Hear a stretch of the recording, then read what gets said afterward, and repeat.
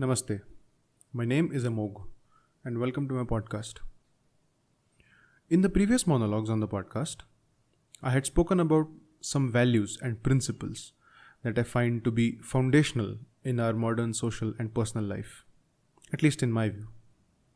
Free speech is the most basic principle that is public in nature, that I say we must espouse, which is why I have done 2 monologues on that. One cannot overstate its importance. In terms of legal rights, it is only second to freedom of conscience. Freedom of conscience is that you are free to think whatever you like. I also did one episode on democracy and how it evolved in the world. As Winston Churchill had famously remarked about democracies, that it is the worst system of governance except for all the others. In any case, it is amply clear that today there is no more effective way of governing countries while not alienating the people from the government than democracy. The most basic form of such a governance is summed up very well by the USA, that the purpose of the government is to protect life, liberty, and the pursuit of happiness of people. In keeping with the same spirit, today I want to talk about another right and discuss its relevance today. That right is the right to protest. This has to be discussed because we are seeing its use, quite often reckless use, relentlessly for so many years now. We will consider examples in a while. First, let me quickly go over the idea of what a protest itself is and why there is a right to protest in the first place. Merriam-Webster's dictionary defines protest as a display of unwillingness, usually to an idea or a course of action. In terms of politics, in which we are really interested here, it means the dissatisfaction or disapproval of people to a certain decision that is made by authorities. Usually, as a part of a protest, people gather on the streets carrying banners and placards and loudspeakers and megaphones and whatnot as an effort to ensure that they are heard. It is most often accompanied by causing an inconvenience to either the government or the general public in order to get the attention of people who could meet the demands of the protesters. Let me dive into the history of protests very briefly. Where can we find the first protests as we see them today in history? Where did people gather on the streets, for example, to get their way done anywhere in the world? The word itself, protests, where does it come from? In the 16th century, when Martin Luther, not to be confused with Martin Luther King Jr. of the 20th century, Martin Luther had written his book 95 Theses, where he basically argued that the connection between man and Christ does not need the clergy. That book basically challenged the authority of the then Pope. In response to that, Martin Luther was banned and so was his book. After that, 6 princes and 14 imperial cities had appealed against this ban of Martin Luther. This was known as protestation, or simply put, protest. This is actually also the reason why followers of Martin Luther and his views are broadly called Protestants. But that protest did not involve people pouring on the streets or anything. It was a letter of protest. That pouring on the streets was seen a couple of centuries later, for the first time in America. It was called the American Revolution, which eventually evolved into a full-blown war between the colonies and the British. The British Parliament had no representation from the American colonies and was collecting taxes from the colonies, something that did not sit well with the Americans at all. There was much civil unrest after the Stamp Act of 1765 was passed by the British Parliament, which imposed even more taxes on the American colonies, after which there were protests. The British decided to take action in order to silence these protests, and after which there was military action against people in Boston, which eventually led to the American Revolution, after which America emerged as an independent country in 1776, separate from Britain, but not before a bloody war. The immediate next historical example of protests was in France, only a few years later. As the monarchy of the Ancien regime became more and more unpopular among the masses, there was more and more civil unrest. There were several protests, and political power was up for grabs. Then France saw a revolution in 1789, where the monarchy was abolished and a constitutional republic was established. A few years later, the monarchs were also executed. Soon, because of external and internal political threats to the people in power at that time in the French Republic, Maximilien Robespierre led an uprising in Paris, after which he grabbed political power and violently suppressed any opposition to him. For a period of 2 years, 1793 to 1794, there was a witch hunt of people who were suspected of being dissenters against Robespierre. This period was also called the Reign of Terror. After this, Robespierre fell from power, and there was another series of French revolutionary wars which ended up in the ascent of Napoleon. These two examples of protests, when I say protests, it's broadly, when these two examples of protests turning into revolutions are extremely important and must be understood together in a way. The common point in these revolutions is that they started as protests and eventually became wars. Both cases also have a strong moral justification for there to be wars, and that justification was injustice. One cannot hope to be taxed by a parliament where one does not have representation and be happy with it. Nor can one tolerate an apathetic monarchy that cannot resolve crisis after crisis that its peasant class goes through while living up the good life themselves. The takeaway here is that these protests eventually had to become violent because the powers that be won't give them their due. They had to resort to conflict. There are also other, less legitimate examples of protests, like the Haymarket protests in Chicago in the 1880s, where the anarchist movement started off with a relatively peaceful rally with legitimate demands for workers, like ensuring 8-hour workday. But when the police showed up to disperse the crowd, there were violent clashes, including dynamite bombs being hurled on the police by certain elements of the anarchist movement. Then there was also the Russian Revolution of 1970s, which saw the establishment of the first communist state in Russia after the abolishing of the monarchy. But we all know how violent that became eventually. However, the key difference between those times and today is that now we in India live in a liberal democracy, not a monarchy. We have certain inalienable rights guaranteed by the Constitution. And in case there is any idea or a course of action that of the government that any citizen disapproves of, they are free to use legal means to let the authorities know that. But in India as well, there have been several protests in history during the pre-independence periods. Protests were popularized by Mahatma Gandhi under the name of Satyagraha. He urged people to march peacefully in order to make a statement, most often a political statement. His most famous march was the Dandi Salt March, where he led thousands of people against the salt tax imposed by the British Raj in India. Well, the outcome of that is for all to see. But some other examples of Satyagraha by Gandhiji are the peasant satyagrahas against the exploitations of farmers and peasants, which was successful in perplexing the British about how exactly to react. These protests were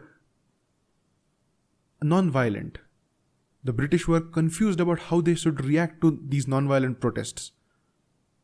Some other examples of Satyagraha were also, or protests in India under the leadership of Gandhiji, were also non-cooperation movements and civil disobedience and several others. But the Satyagraha was a strange kind of protest, where Gandhiji insisted that Satyagrahis follow certain principles, like Satya, Ahimsa, Aparigraha, Sarvadharma Samabhav, and some others. Well, to tell you the truth, what connection this has with the protests, I'm not sure. I mean, what does Sarvadharma Samabhav have to do with protests? I'm not sure. But it is what it is. Gandhiji also laid down rules for Satyagraha, marches and demonstrations. Rules such as don't be angry towards the other, suffer the anger of the other, never retaliate, never resort to violence, even verbal violence. If you are arrested, cooperate with the authorities. These rules were laid down by the father of the nation. All of this most certainly gained him moral superiority over the British. But to a devious and exploitative opponent, moral superiority is as useful as a book is to an illiterate. In fact, I kind of blame Gandhiji for this fetishization of protests and satyagraha, to the extent that people even today think that peaceful protests actually achieve anything. They don't. I firmly believe that the British were not just kind to see a bunch of hapless people ready to take beatings to their chest in service of the nation on the word of a half-naked saint and just granted people what they wanted. The British were not so kind. The British ran scared of Gandhiji's appeal among the masses. Gandhiji could pull crowds of thousands in order for a satyagraha. It was this well-founded paranoia of the British authorities that what if this decrepit old man just orders them to attack us, that made British shake in their boots. But Gandhiji had a remarkable zeal to appear unblemished, even if he would end up appearing foolish in that pursuit. For example, in the Chauri Chaura incident of 1922, while there was a non-cooperation movement demonstration going on in Gorakhpur, the police, upon the orders of the British, opened fire on the protesters. The protesters responded by burning a police station to the ground, killing everyone inside. As a result of that, Gandhiji put an end to the non-cooperation movement all over the country because one of his principles, ahimsa, was violated. What he did not consider was that the retaliation to repressive laws was a major factor in forcing the British to set up an entire commission to review the repressive acts that had been passed in British India, which eventually led to the repealing of several acts like the Rowlatt Act, under which hundreds were killed in the Jallianwala Bagh massacre of 1919, for example. Gandhiji's obsession with non-violence also meant that the Quit India movement of 1942 was like a defanged cobra that was subdued with relative ease by the ruthless British under Churchill.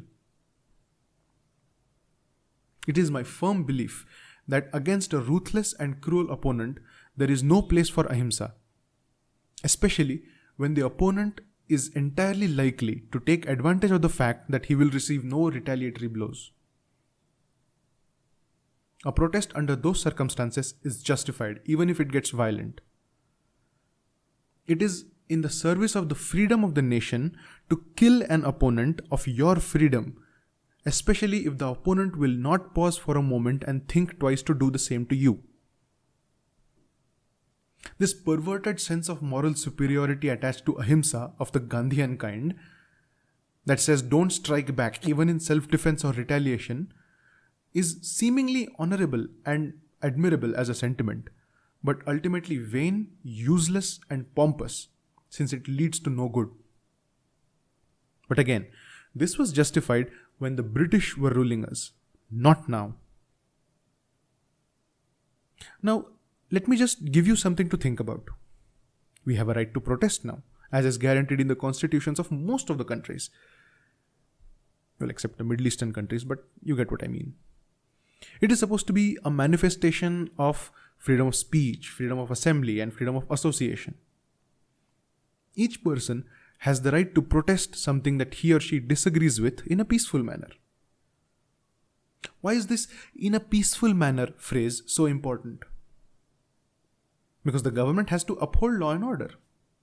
In simple terms, my protest should not be at the inconvenience of other people. It surprises me that no one sees a contradiction here. for any grievances people may have with the government, they can approach their elected leaders, MLCs, MLAs, MPs, or they can approach courts. Any person may go right up to the Supreme Court of India in order to get justice. Even after all avenues have been tried, if someone still thinks that they did not get justice, then there is a legitimate moral reason to protest.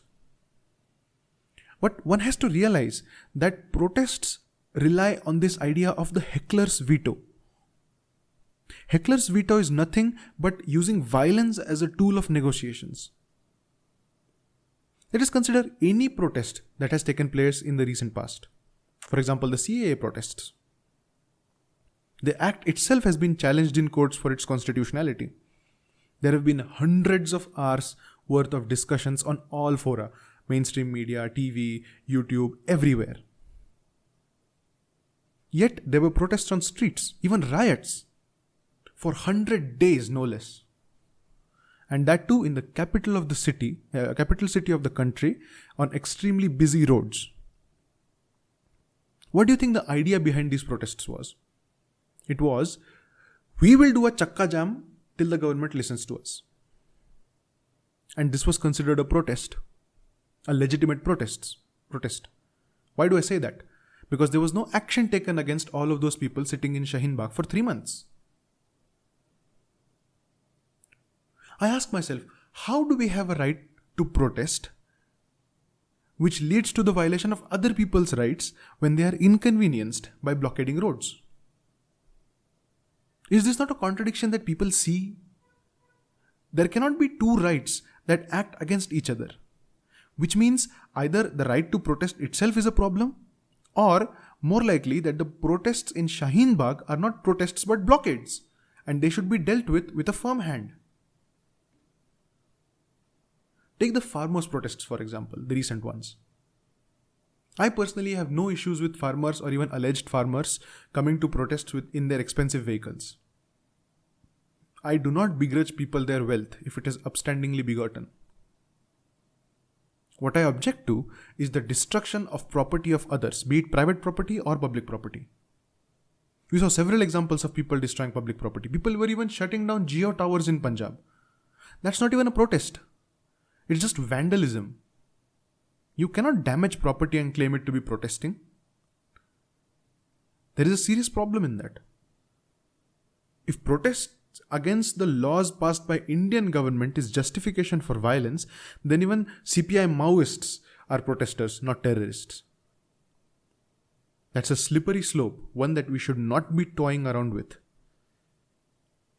There is this great passage by Dr. Ambedkar in one of his works, The Grammar of Anarchy. It goes as follows.